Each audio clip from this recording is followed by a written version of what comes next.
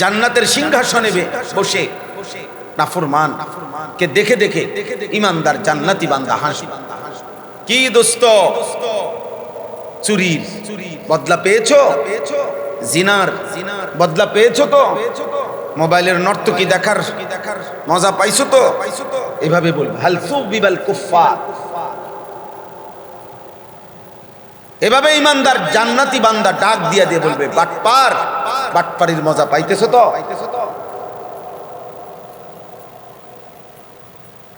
আল্লাহর নাফরমানি, দুনিয়ার মাতলামি, হ্যাঁ, এটার মজা পাচ্ছ তো? তাফসীরের মধ্যে আছে কোন মানুষ যদি গোপনে একাকী মার খায় তো এক হিসাব, কিন্তু পরিচিত কেউ দেখে লাইলে এটা বেইজ্জতি মারাত্মক। তখন মনের কষ্টটা আরো বেশি লাগে, আরে মার খাইলে খাইছি কিন্তু তে তো দেখছে,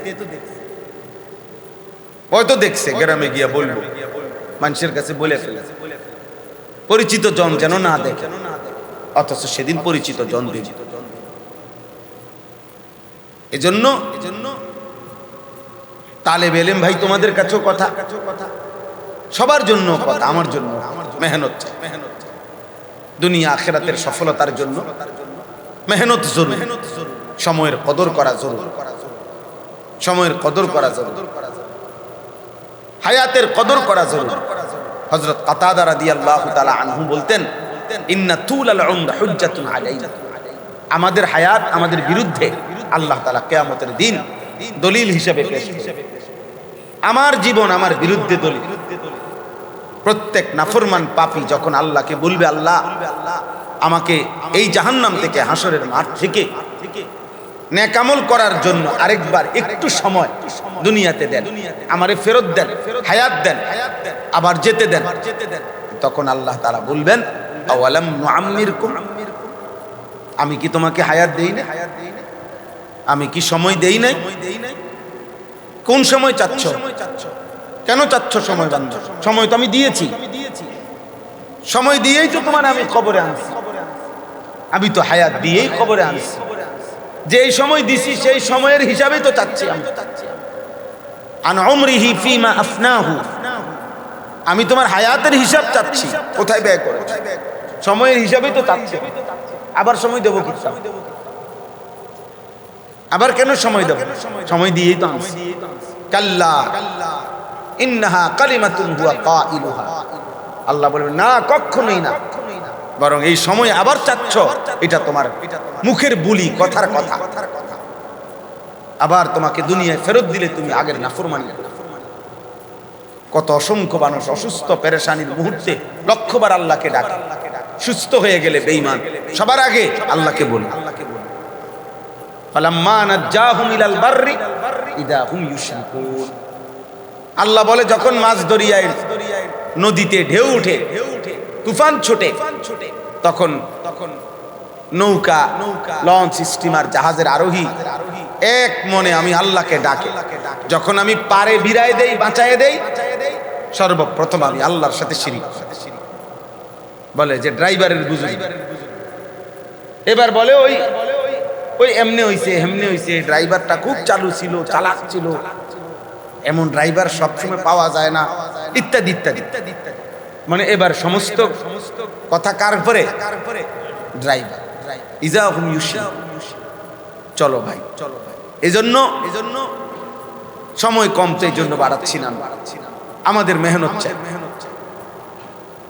দুনিয়ার সমৃদ্ধি আজকে অনেক কিশোর যুবক ছেলেরা, তোমরা বুঝো না, এই মোবাইলটা তোমাদেরকে ঘন্টার পর ঘন্টা পাগল, মাতাল, অসুস্থ, মানসিক ভারসাম্যহীন মানুষের মতো অনাদরে, অবহেলায় নিজের ঘন্টার পর ঘন্টা সময় শেষ করে দিচ্ছে। আহা, এইটুকু সময় যদি মাটি কাটতা, যদি বুট বানায় বাজদা, মুড়ি বাজদা, তাইলে দুনিয়াবি আয়ও বাদ, যদি একটা কয়েলের বাক্স বানাইতা তাইলেও অনেক আয়। 8 ঘন্টা, 6 ঘন্টা, 9 ঘন্টা মোবাইল টিপতে টিপতে জীবনের প্রতিদিন চলে যাচ্ছে। একটা সামান্য চুলের ফ্যাশন করতে করতে তার জীবনের কত সময় শেষ করছে, কত টাকা। অথচ পৃথিবীর কোনো পাগল, কোনো মাতাল, পৃথিবীর কোনো তার সিরা মানুষও আজ পর্যন্ত পৃথিবীতে বলে নাই যে পুরুষের চুলের মধ্যে বিভিন্ন ড্রয়িং করা, ডিজাইন করা, এটার মধ্যে পুরুষের সৌন্দর্য ফুটে ওঠে। এই কথা পৃথিবীর কোনো পাগলও বলে, কোনো মাতাল, কোনো তার সিরা মানুষও বলে। চুলের মধ্যে পুরুষের কোনো সৌন্দর্যের কিছু নাই। চুল পরিচর্যা, চুলের মধ্যে সৌন্দর্য চর্চা করা, এটা নারীর শোভা, এটা নারীর আখলাক, এটা নারীর স্বভাব। মহিলাদের চুল নিয়া সৌন্দর্য চর্চা আছে। মহিলাদের চুলের জন্য চিরুনি আছে হাজারো, তেল আছে হাজারো, কারণ মহিলার চুল একটা শোভা, নারীর চুল এটা তার কি সৌন্দর্য। পুরুষের এর মধ্যে কিছু নেই। পুরুষের বীরত্ব, পুরুষের সাহসিকতা, পুরুষের পরিশ্রম, পুরুষের উপার্জন, এটা হলো তার কি প্রশংসার বিষয়। হ্যাঁ, তোর ক্রেডিট যদি কিছু হয় তো এটা আমার পরিশ্রমের উপরে আমার ক্রেডিট। আমি সারাদিন বসে বসে চুল ঠিক করি, তার সিরাটা পাগল, একবারে মাতাল এগুলো। আমি বললাম শতভাগ মাতাল এগুলো, যেগুলো সারাদিন চুল নিয়া চুলের মধ্যে এরকম এরকম করে। তোকে বেটা হাফ লেডিস বানায়, হ্যাঁ, অর্ধেক মহিলা বানায়, কাপুরুষ বানায়। যেমন দাড়ি কাটা মানুষ কাপুরুষ, ওইরকম। কিছুদিন শয়তান মেহনত করছে জোরদার দাড়ি কাটার পিছনে। এখন যখন দেখছে হুজুরদের বারবার বলার দ্বারা, দিবানিশি বলার কারণে, আলহামদুলিল্লাহ জেনারেল লাইনেরও বহু মানুষ এখন দাড়ি রাখার প্রবণতা বেড়ে গেছে। ফলে শয়তান এই প্রকল্পে কিছুটা বরাদ্দ কমাইয়া এখন বরাদ্দ বাড়াইছে চুলের উপরে।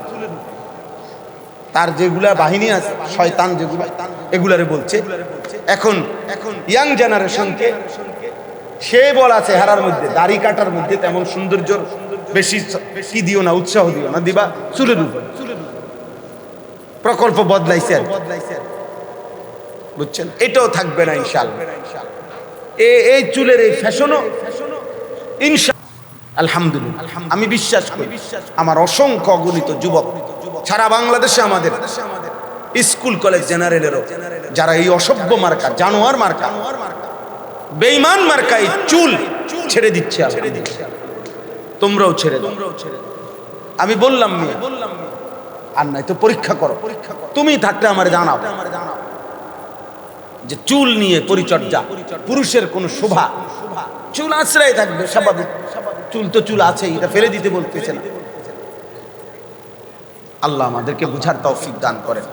তো বলতেছিলাম মেহনত চাই, সবার জন্য, জওয়ান বুড়া, স্কুল মাদ্রাসা সবার জন্য মেহনত জরুরি, মেহনত জরুরি, মেহনত জরুরি, পরিশ্রম, হালাল পন্থা দুনিয়াও আনবে, আখিরাত।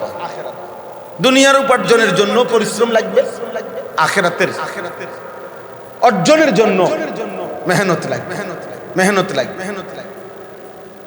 এটাই জরুরি। তাহলে দ্বিতীয় বিষয় হলো সফলতার জন্য মেহনত। কি বলেন? আমাদের একজন বড় বুজুর্গ, পৃথিবী বিখ্যাত, কিছুদিন হয় ইন্তেকাল করেছেন, হযরত মাওলানা জুলফিকার আহমদ নকশবন্দি রাহমাতুল্লাহ। বাংলা আরে পাকিস্তানের হযরত অনেক বড় মানুষ ছিলেন।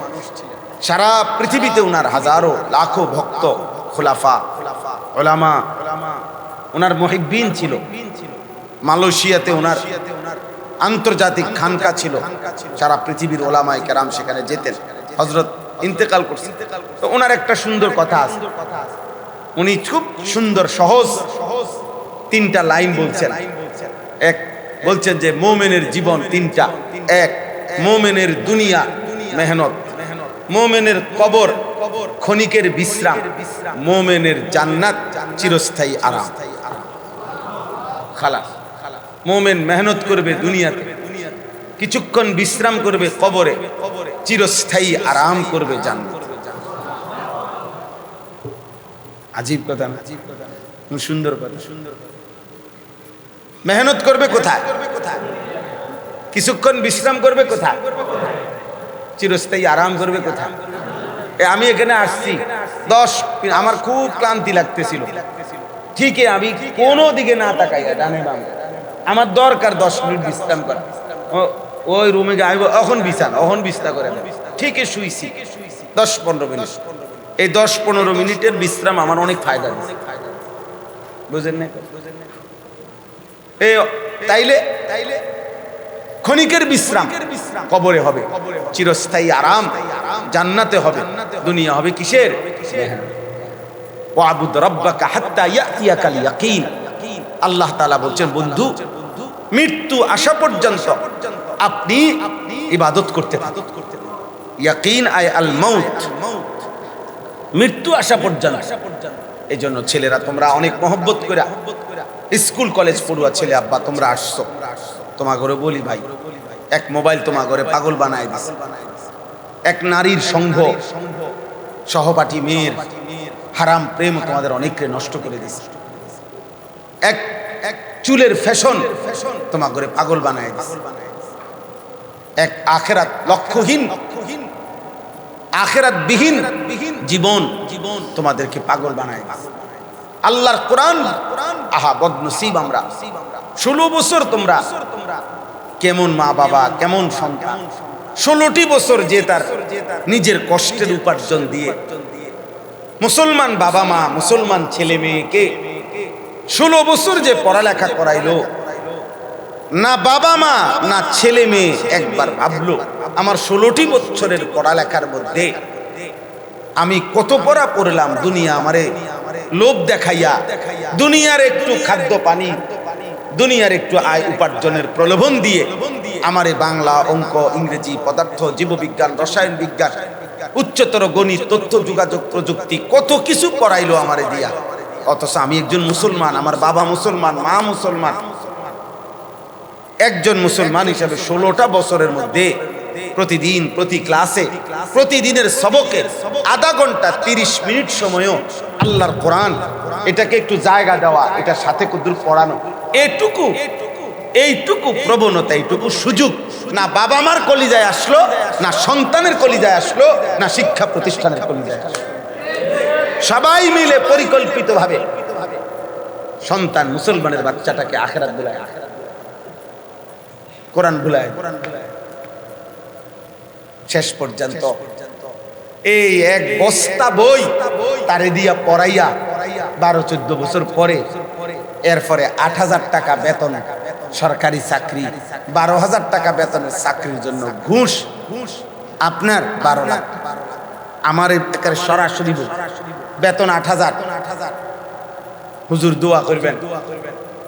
আমি বললাম আচ্ছা তো চাকরি হবে কখন? কয় যে হুজুর 12 লাখ টাকা দিতে বলছে, যদি টাকাটা মিলাইতে পারলেই চাকরিটা হয়ে যায়। আমি বললাম বলো কি বাবা, 8,000 টাকা বেতনে 12 লক্ষ টাকা ঘুষ দিতে হবে, তো এই টাকা তুমি কেমনে উঠাইবা, কোন দিন উঠাইবা? বলছে ক হুজুর ওনারা বলছে 2 বছরে টাকা উঠতে হবে। কয় বছরে? 8,000 টাকা তো 8-12 96,000 টাকা, তাহলে 2 বছরে তো 2 লাখ টাকা হয় না, আরো 8,000 টাকা কম, তাহলে বাকি 10 লাখ 8,000 টাকা করতে কাজ চোর চুরি করবে, চোর এগুলা, তুই বেটা চোর, বেটা ডাকাত, হারামখোর বেটা। তোদের এই চুরির টাকায় সম্মান, আর এর জন্য আমাদেরকে বলো আমাগো সম্মান কম, তোর এই সম্মানের থুতু মারি বেটা, থু তোর সম্মানের, তোর চুরির টাকার সম্মানের থু। দরকার হইলে আরো 3 বেলা বেটা আলুর ভর্তা দিয়ে ভাত খাবো, থুতু মারি তোর এই সম্মানের। হিম্মত করো, মাদ্রাসার তালেবে ইলম কাপুরুষ হবা না।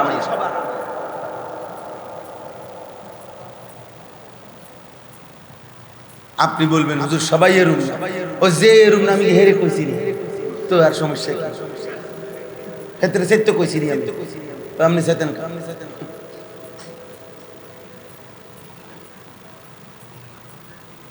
এই জন্য ভাইয়া এ কেমন আফসোসের বিষয়, যদি 12 লক্ষ টাকা দিয়েই ঘুষ দিয়েই যদি আমাকে চাকরিটাই নিতে হয়, তো আমার এই আমনে 16 বছর পড়ালেন কেন? 12 বছর আমারে দিয়ে এতটি বই পড়ালেন কেন? আমি 12 বছর অটো চালাইয়া যদি টাকা মিলাইতাম, তো আমি এটা দিয়ে এই চাকরিটা নিতে পারতাম। তো আমারে ওই সময় বললেন না কেন যে পড়লে পড়তে আর আমাকে চাকরি নিতে হইলে টাকা দিতে হইব ঘুষ? ওই সময় বললেন না কেন? ধোকা। আসল কথা কি? ধোকা ধোকা ধোকা ধোকা। এজন্য মেহনতের সাথে আল্লাহর দ্বীন শিখো, তালেব ইলম, আর স্বাভাবিক সাথী তোমরা কোরআন পড়ো। আল্লাহ তাআলা বলছেন কোরআনে, লাকাদ মান্নাল্লাহু আলাল মুমিনিন ইয বাআসা ফীহিম রাসূলাম মিন আনফুসিহিম। আল্লাহ বলেন, মুমিন, এই পৃথিবীর কোটি কোটি নিয়ামত আমি দিয়েছি, কিন্তু কোন নিয়ামত দিয়ে আমি খোঁটা দেই নাই তোমারে, কিন্তু আমি একটা নিয়ামত দিয়ে তোমারে খোঁটা দিলাম। খোঁটা বুঝেননি? এই মান্নুন শব্দের অর্থ হলো এমন দান যে দান করে খোঁটা দেওয়া যায়। দানের মতো দান, দেওয়ানের মতো একটা দেওয়া দিছি। আল্লাহ বলে সেটা হলো ইমানদারদের উপরে আমি আল্লাহ তাআলা এমন একটা বড় অনুগ্রহ করেছি, সেটা হলো আমার শ্রেষ্ঠতম রাসূল, আমার কলিজার টুকরা বন্ধু, আমার হাবিব, আমার রাসূলকে তোমরা ইমানদারদের জন্য দিয়ে দিয়েছি। আল্লাহ বলেন, এই যে নবীকে দিলাম, আখিরি রাসূল, তাকে যে তোমাদের জন্য দিলাম, এইটা আমি আল্লাহর সবচেয়ে বড় দান। এটা সবচেয়ে বড়। ইয়াতলু আলাইহিম আয়াতিহি, কেন দিলাম? তিনি আমার কালাম কোরআন তোমাদেরকে তেলাওয়াত করে শোনাবেন। ওয়া ইউযাক্কিহিম, সমস্ত গুনাহ থেকে, পাপ থেকে, নাফরমানি থেকে তোমাদের অন্তর পবিত্র করে আল্লাহ আখিরাত পরকালের মহব্বতে তোমাদের অন্তর পূর্ণ করে দেবে, সাজায় দেবে। ওয়া ইউআল্লিমুহুমুল কিতাবা ওয়াল হিকমা, এবং কোরআন এবং সুন্নাহর আলোকে তোমাদেরকে তালিম, হাতে কলমে প্রশিক্ষণ দিন, হাতে কলমে শিখায়া দিবে। ওয়া ইন কানু মিন ক্বাবলু লাফি যালালিম মুবিন। আল্লাহ বলেন, আর তোমরা জানো এই 3 জিনিস ছাড়া, ছেলেরা আবারও বলি আব্বা, কোরআনুল কারীমের তেলাওয়াত, অন্তর গুনাহ থেকে পবিত্র করার চেষ্টা, এবং কোরআন সুন্নাহর আলোকে জীবন গঠন, এই 3 জিনিস ব্যতীত, আল্লাহর কসম আল্লাহ বলেন, এগুলো ব্যতীত তোমরা লাফি যালালিম মুবিন, স্পষ্ট গোমরাহ, গোমরাহ, গোমরাহ, লাফি যালালিম মুবিন। কোরআন তেলাওয়াত, কোরআন যার কলিজায় নাই, যার জীবনে নাই, সে গোমরাহ, পথহারা, পথহারা। অন্তরাত্মা গুনাহ থেকে পবিত্র করার চেষ্টা যার মধ্যে নাই, সে পথহারা। কোরআন সুন্নাহর আলোকে জীবন গঠনের চেষ্টা যার মধ্যে নাই, সে পথহারা। সে মূলত মঞ্জিল চিনে না। এই জন্য তার কথা হইল খাইয়া পইরা একটা চললেন, কি করবা ভবিষ্যতে? এই যে এইটাই হয়, একটা কিছু হয়, যে কোনো এক জায়গায় না এক জায়গায় চাকরি তো হইবে, হ্যাঁ, একভাবে না একভাবে তো হইবে, এই আর কি। কারণ তার তো গন্তব্য নেই, কিন্তু মূলত এক মুমিনের গন্তব্য জান্নাত, এক মুমিনের গন্তব্য আখিরাত। তো এইটাই যার মনে নাই, এটাই যে চিনে না, তো সে তো পথহারা। তাহলে আমার কথা শেষ। এই 1 নাম্বার হলো হিম্মত, বলেন কি? 2 নাম্বার হলো মেহনত, আর 3 নাম্বার শেষ হলো দোয়া। হযরত বলছেন 3 নাম্বার হলো কি? বেশি বেশি দোয়া, দোয়া করা, দোয়া, আল্লাহর কাছে দোয়া করা, দিবানিশি, দুনিয়ার কামিয়াবি, আখিরাতের কামিয়াবি, সকল কিছুর জন্য দিবানিশি দোয়া করতে থাকে। হিম্মত, মেহনত, দোয়া। কি বলেন? আল্লাহ তাআলা বলছে, ইন্নাল্লাযীনা ইস্তাকবিরুনা আন ইবাদাতি সায়াদখুলুনা জাহান্নামা দাখিরিন। যারা দোয়া করতে চায় না, আল্লাহর কাছে চাইতে অহংকার করে, চাইতে চায় না, আল্লাহ বলেন আমি তাদেরকে লাঞ্ছিত করে, অপমানিত করে জাহান্নামে ঢুকাবো। বেইজ্জতি করে জাহান্নামে নাউযুবিল্লাহ। এজন্য ভাইয়া তোমরা ছেলেদেরকে বলি, আব্বা দয়া করে দোস্ত মোবাইলের আসক্তি ছাড়ো, চুলের এই ফ্যাশন সোজা করো, চারদিকে চুল সহজ করে রাখো, জীবনটা সুন্দর করো, স্কুলে পড়ো, কলেজে পড়ো, ইউনিভার্সিটিতে পড়ো। আমরা হারাম বলি না, আমরা হারাম বলছি না, আমরা শুধু এতটুকু বলছি আল্লাহ ভুলো না, কোরআন ভুলো না। কেমনে সময় মিলাও, বাইর করো, বৃহস্পতিবারে পড়ো, শুক্রবারে কোরআন শরীফ একটু পড়ো, প্রতিদিন কোনো এক বেলা একটু কোরআন শরীফ পড়ো, কোনো না কোনো সূরত বের করে কোরআনুল কারীম শেখার চেষ্টা করো। ইনশাআল্লাহ বরকত হবে, জীবন সুন্দর হবে, আখলাক সুন্দর হবে, দুনিয়াও দামি হবে, আখিরাতও দামি। অসৎ, চরিত্রহীন, লম্পট নারী, অশ্লীল ছবি, বেনামাজি জীবন। দোস্ত আমার একটা কথা মনে রাখো, এরকম মানুষকে, এরকম যুবক তোমাদেরকে, তোমার সমবয়সী আরেকজন অসৎ হয়তো তোমারে বন্ধু মনে করে, কারণ সেও তো আরেক চরিত্রহীন। এই জন্য কিন্তু পৃথিবীর কোন সভ্য ভদ্র কোন বিবেকবান মানুষ চরিত্রহীন লম্পটকে এক পয়সাও সম্মান করে না, মায়া করে না, মহব্বত করে না, বরং পাশ কাইটা চলে। রাস্তার কুত্তার থেকে মানুষ যেমন পাশ কাইটা চলে, চরিত্রহীন বখাটে লম্পটকেও মানুষ এরকম পাশ কাইটা চলে।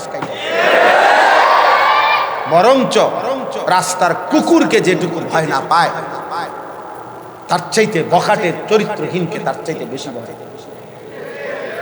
তোকে মানুষ ঘৃণা করে বেটা, ঘৃণা, তোকে মানুষ ঘৃণা করে বেটা। তোর সারা রাতের গুনাহ দিনের বেলা মানুষের চোখে ঘৃণা উচ্চে পড়ে, মানুষ বুঝে। আরবিতে বলে অফিকা উয়ুবুন ওয়ালিন্নাস আয়ুনুন, তোমারও তো দোষ আছে, মানুষেরও চোখ আছে, মানুষ বুঝে। মানুষ সোরে সোরে বোঝে, ইমানদার কি ইমানদারি বুঝে। চিনতে কেউ ভুল করে না, হয়তো কেউ বলতে পারে, কেউ বলতে পারে, কিন্তু চিনতে কি মানুষ সোরে কোনো জুনায়েদ বাগদাদি পায় না, জুনায়েদ বাগদাদির সোর পায়। আলোকে আলোই বলে, অন্ধকারকে কি। আল্লাহ তাআলা আপনাদেরকে যারা আসছেন সকলকে আল্লাহ কবুল করেন, এই মাদ্রাসা আল্লাহ কবুল করে নেন। মোহতামিম সাহেব বুজুর্গ আলেমে দ্বীন, ওনার মেয়ে অসুস্থ, অপারেশন হবে, দোয়া চেয়েছেন। আল্লাহ তাআলা পুরোপুরি আফিয়ত দান করেন, শিফায়ে কামিল আজেলা দান করেন, অপারেশন সাকসেসফুল করে দেন। এবং যেই তালেবে ইলমরা মিশকাতের সবক নিলা দোস্ত, একটা লাইন শুধু বলি। শেখুল হাদিস হযরত মাওলানা জাকারিয়া রাহমাতুল্লাহ আলাইহি, ওনারে জিজ্ঞেস করা হয়েছিল যে হযরত নবীজির একটা একটা হাদিস কতবার পড়া উচিত?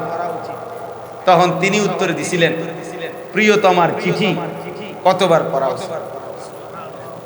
তাকরিরে বুখারী সরা আছে, এটার মধ্যে আছে যে যাকে গভীর ভালোবাসে তার একটা মেসেজ, তার একটা চিঠির লাইন, তার একটা কথা সে কতবার। তাইলে এটা তো হিসাব করে না। আমার শাইখ আল্লামা মুফতি মুশতাকুন নবী কাসেম, আমি হুজুরে বুঝ হওয়ার পর থেকেই দেখছি প্রতি বছর হজ্জে যায়, উমরায় যায়। করোনার সময় যখন সারা পৃথিবীতে মানুষ ফ্লাইট হচ্ছে না, তখনও তিনি ভিন্ন কৌশলে রিয়াদ হয়ে 3 মাসের জন্য মক্কা শরীফ আল্লাহর ঘরে ছিলেন। যখন সারা পৃথিবী বন্ধ, এই মক্কায় আল্লাহর ঘরে তাওয়াফ করছেন, কাঁদছেন। মানে প্রচন্ড আশেক দেখছি আমি উনারে মক্কা মদিনা যাওয়ার জন্য, বেশি দেখছি সবসময়। তো উনারে আমি একদিন জিজ্ঞেস করছি, হুজুর আপনি এই পর্যন্ত কতবার হজ উমরায় গেছেন? তখন হুজুরে আমারে বলছে, মাওলানা শ্বশুর বাড়িতে মানুষ কয়বার যায় হিসাব করে যায়। এটা কি হিসাব করে কেউ? আমি বলছি না। কয় তাইলে ভালোবাসার সফর, মহব্বতের সফর মালিকের ঘরে, এটার আবার হিসাব, এটার আবার হিসাব। এই জন্য দোস্ত এই পরিমাণ নবীজির হাদিস পড়ো। আমার নবী সাল্লাল্লাহু আলাইহি সাল্লামকে আমরা ভালোবাসি, আমার ভালোবাসার জনের হাদিস এক এক শব্দ কয়বার পড়ো, কয়বার কি আবার পড়তে থাক, পড়তে থাক, পড়তে থাক।